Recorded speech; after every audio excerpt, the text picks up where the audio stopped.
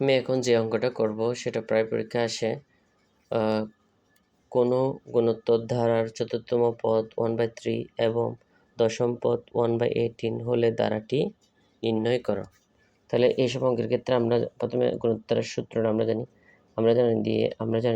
জানি গুণোত্তর ধারার ক্ষেত্রে গুণোত্তর ধারার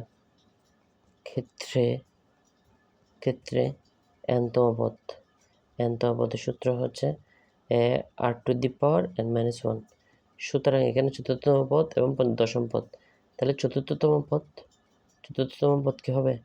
n-তম পদ যদি r⁻n-1 হয়, r⁻4-1 মানে r⁻³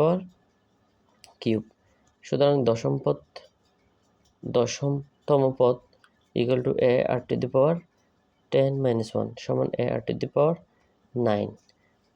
ar⁻3 এবং ar⁻9 অর্থাৎ চতুর্থ পদ এবং দশমতম পদের মান দেওয়া আছে।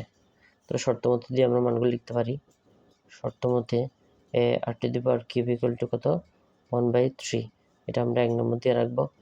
ar⁻9 equal to 1/81 equal to আমরা 2 নম্বর। তাহলে যেহেতু আমাদের শুধু সিঙ্গেল মান বের করতে হবে, তাহলে এখানে বিয়োগ করলে হবে না। বিয়োগ করলে মানে রাশির সবগুলো থেকে যাবে। এখানে আমাদের করতে হবে যে ভাগ 2 নং ভাগ 1 নং। 2 নংকে 1 নং দিয়ে ভাগ করলে একটা কাটাকাটি চলে যাবে।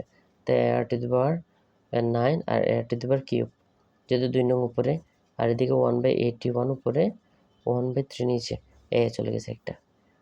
আর কি r⁻9 যদি আমরা কাটাকাটি r⁻6 আর এদিকে 1/81 গুণ করে দিলে 3 উপরে যাবে, 1 নিচে আসবে। তাহলে 3 27 কে তাহলে বা r⁻6 ইকুয়াল টু 1/27।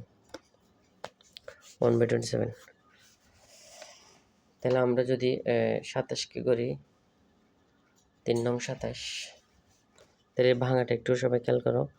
r⁻6 যদি আমি 27কে ভাগ করি তাহলে 3 ইন্টু 3 অর্থাৎ 3 3 নং কত?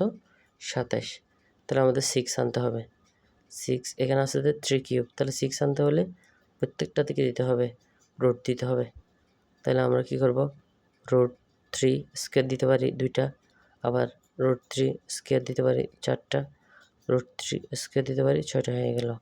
তাহলে আলটিমেটলি r⁻6 আর এদিকে লিখতে পারবো 1/√3 6।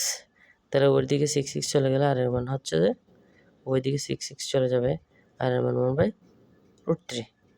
আর মান পাই গেছি আমরা, আর মান আমরা পাইছি 1/√3। তাহলে 1 নং সমীকরণে আর 1 নং অথবা 2 নং যে কোনো একটা মান বসালে হবে। 1 নং সমীকরণে আর মান বসিয়ে তাহলে কি 1 নং সমীকরণে আর এর মান বসিয়ে পাই আমরা 1 নং সমীকরণ জানি r⁻³ ইকুয়াল টু 1/3। এটা হচ্ছে কি 1 নং সমীকরণ, r⁻³ 1/3। তাহলে আর এর মান আমরা আর এর মান পাইছি, এর মান বের করব, আর এর মান পাইছি 1/√3। হ্যাঁ, কিউব ইকুয়াল টু 1/3 বা ইন্টু, তাহলে 1 এর কিউব 1, √3 এর কিউব হচ্ছে কি √3³ ইকুয়াল টু 1/3। তাহলে ইন্টু √3³ মানে হচ্ছে একটা √3 স্কয়ার, আরটা শুধু √3 ইকুয়াল টু 1/3 স্কয়ার রুট চলে যাবে। তাহলে ইকুয়াল টু হচ্ছে 1/3√3 আর এদিকে 1/3। তাহলে এটা দিয়ে গেলে ভাগ হয়ে যাবে। ভাগ হইলে আবার যদি আমরা গুণ করে দিই, একটা ভাগতি অনেকে বুঝবে না আমার অঙ্কটা, 1/3 তো 1/3√3। আচ্ছা, 3√3 আচ্ছা ভাগ ইকুয়াল টু, তাহলে 1/3 ইন্টু করে দিলে 3√3 উপরে যাবে, 1 নিচে আসবে, 3 চলে যাবে, উপরে শুধু √3। সুতরাং ইকুয়াল টু কি √3 আমরা পাইছি।